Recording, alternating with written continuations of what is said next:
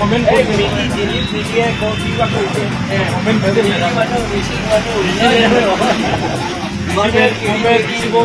দিছে যে অহাৰ কাৰণে আপোনালোকক বেলেগ এটা দিব পাৰে।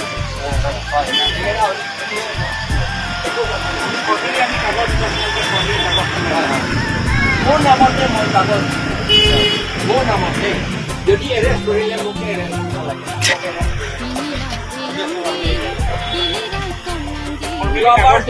যোৱাবাৰটো মইহে এইটো টেংকম প্ৰয়োজন কৰিছোঁ। মোক এৰেষ্ট নকৰি পেলাই বেলেগজনক এৰেষ্ট কৰিলে তাকে ডাঙৰ কৰি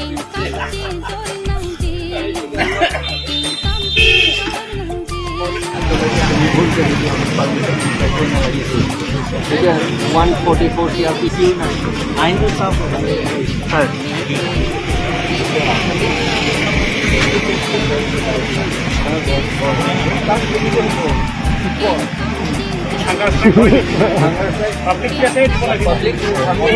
তাতে কৰিম যদি সেই কাউন্সিলৰ উৎসাহ তাত আমি AFCC সকলো বহুত নহয় AFCC কৰিব পাৰে, আমি APCC কৰিব নোৱাৰিম। এইটো অলপ সৰু এটা তাতে কৰি দিম কালি। আজিতো কোনো ৰকম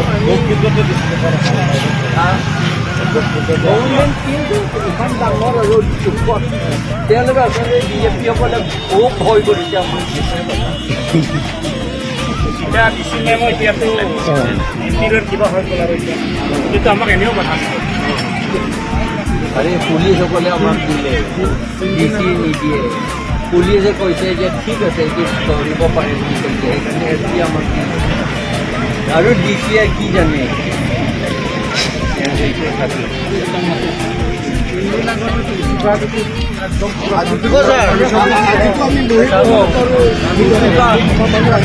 সকলে প্ৰশাসনে কৰিছিল।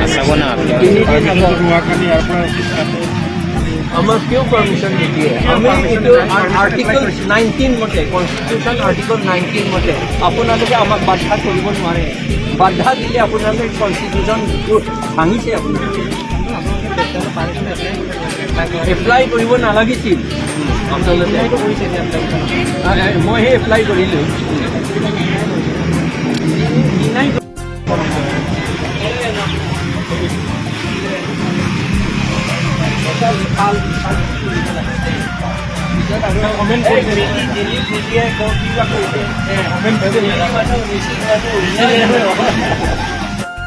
কাৰণটো আছিলে ছাৰ তেওঁলোকক মানে অহাকালি মানে এই ভেলুটো চেঞ্জ কৰি কালি হ'ব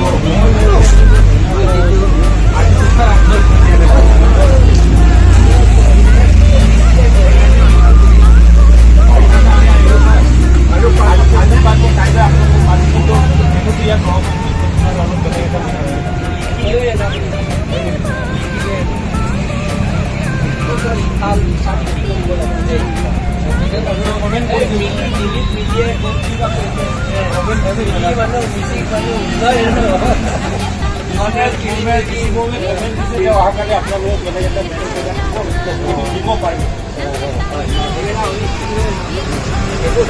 চৰকাৰী আমি কাগজ দিছোঁ, আপোনালোকে চৰকাৰী কাগজ মোৰ নামতে মই কাগজ মোৰ নামতে যদি এৰেষ্ট কৰিলে মোক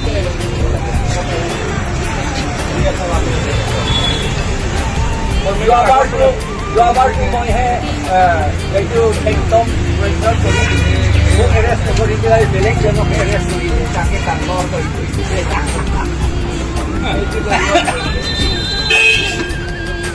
কাগজটো লৈ